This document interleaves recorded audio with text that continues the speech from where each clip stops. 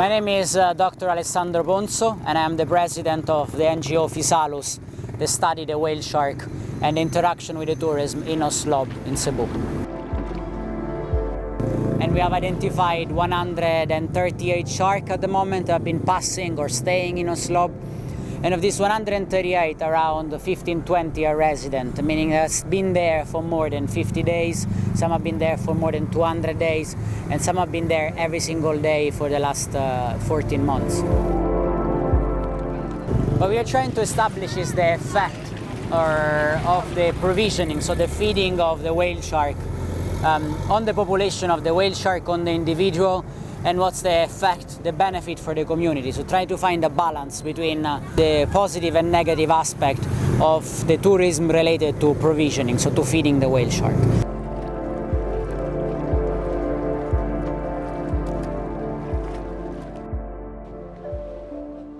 We're an independent study group, we're an NGO, and we're just studying the whale sharks basically. We study how much they feed, how long they spend here, how many people go in the water, how many people interact with the whale sharks, if there's any violation of the compliance. We do in water behaviors, so we follow sharks around and we see how they behave with tourists, with the feeder boats, with the guest boats. And unfortunately, even though tourists are giving a briefing and so on, a lot of tourists don't seem to care for the well-being of the animal, which is a shame. So people touch the sharks, they use flash photography, there's too many people on top of the shark, even though the guideline says a minimum of 4 meters, for example, and you have all the people under like 2 meters of the shark.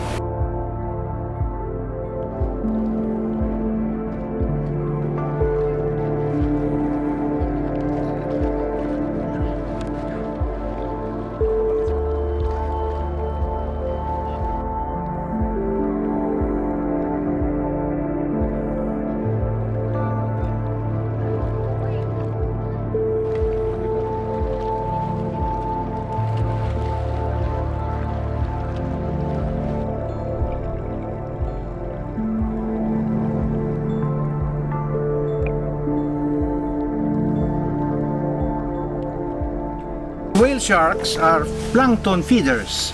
That's why you find that they have wide and large mouths. They are wild animals, and they are supposed to roam over the oceans in search for food.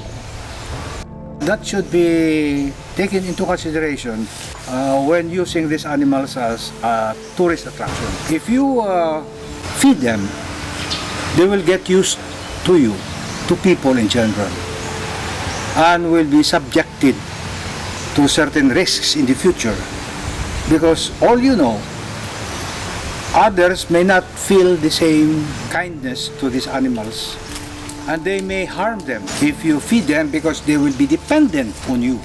That is the principle of taking care of wild animals. Do not feed them, let them look for their food in their natural environments. Since January 2012, the local government unit put in place an ordinance, a regulation to organize the tourism in the water of Tanawan, so in Oslo. But of all the regulation, there are only a couple that are actually directly related to the shark, and it's the minimum distance and the non-touching policy. And unfortunately, the compliance with this ordinance are very low, and that's what we are monitoring. If the data will show that there is an impact on the shark, what we will predict to happen is that we will see a change in the movement, on the regular patterns of the movement of this shark.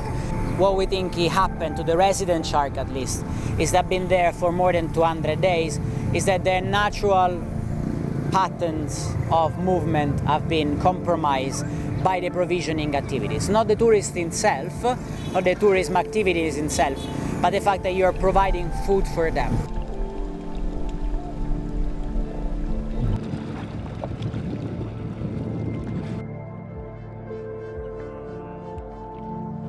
So the data we gather here, we report to the LGU, to the mayor of Oslo, to the ENR, to BFAR, and to the TOSFA, which is the Fishermen's Association here in Oslo.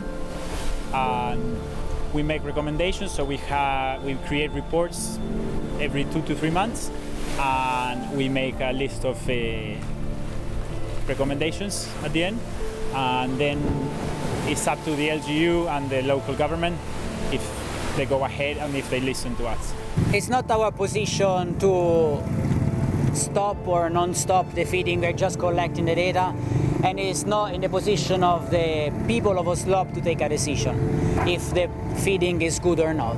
For sure for them it's good because it's bringing a lot of money. If you think in 12 months in 2012 they had 100,000 tourists. That is 5 times more than Don Sol, and brought only from ticket selling for the registration in the interaction area over $1 million. So this is a lot of money for the community. So for sure it's good for them. I think that the tourism industry never did anything positive to influence the Oslo people that take advantage of these animals. So I think that should be corrected.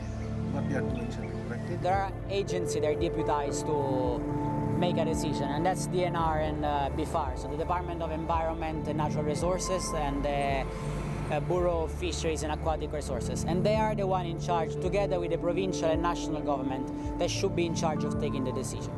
Not the biologists, not the community, but working all together and take a decision that will meet the balance between the benefit and the negative outcome.